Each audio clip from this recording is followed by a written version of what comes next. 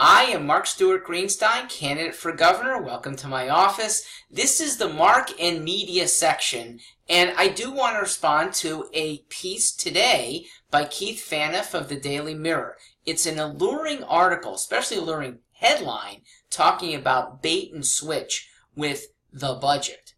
Well, with me as governor, there's no bait and switch. Keith, it's switch and switch, and you're going to like it.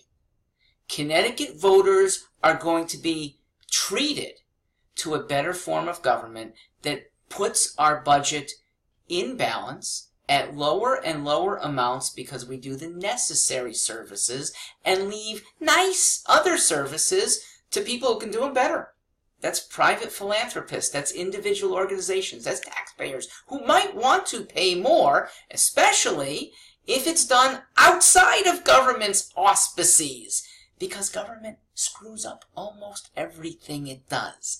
Needed services still get paid for, probably even better if they're done well.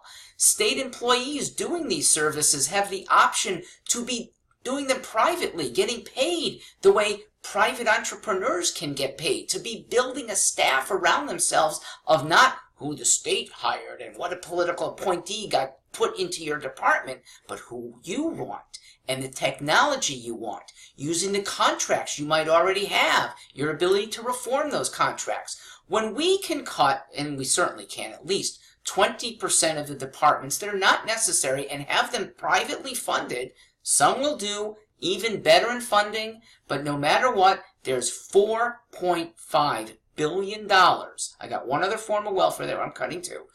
$4.5 billion available, not on a 2-year cycle, but one. Okay? Yes, over 2 years, we supposedly have $4.6 billion of hit. I'm saving you over 9. Okay? Look at my budget plan. It's on stewartforliberty.com.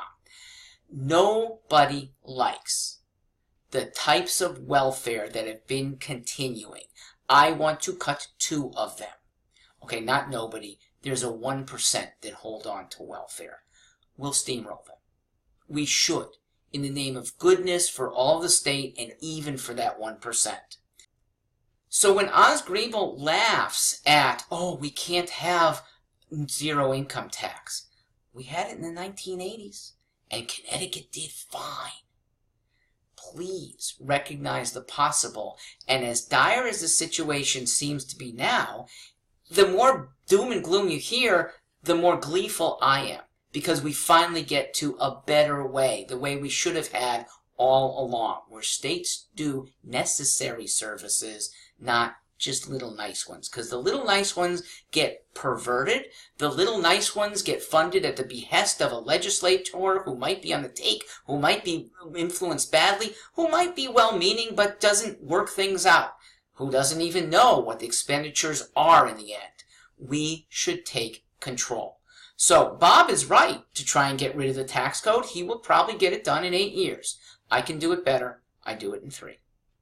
As for the bait and switch aspect, that General Assembly members are promising lower taxes or a refund now, only to maybe have it sneak up on people later. I think we should be getting rid of 90% of our General Assembly, maybe even 100%. There are some good ones. Good enough? I'm not sure. Very good has been Christy Carpino, Craig Fishbein, Rob Sampson, Melissa Jabro, Chris France, Len Suzio, and yes, though he's my opponent, Joe Markley. But I'm not sure if they've been good enough. Where have the Republicans who are supposedly looking after our budget been over the last 3 months, 4 now, after the session ended and Governor Malloy called for a special session, being concerned about revenues being lost to other states' casinos? Meanwhile, MGM has opened up. Where's the General Assembly? All right, if the Democrats don't want to meet with you, make a show of meeting yourself, being responsible. Sorry, a bunch of Republicans are on the beach or they're campaigning. These people should be shown the door. The Democrats certainly, I think most of the House members as well. Start with a better General Assembly. With a really good General Assembly, don't even worry about Ned Lamont. Okay? He'll be a weak governor if he's going to oppose a steadfast General Assembly. Okay? Now, you get Bob or me, and we're really in sync. Okay? That really has the chance to change Connecticut significantly. So, you've got the power to vote out irresponsible General Assembly people.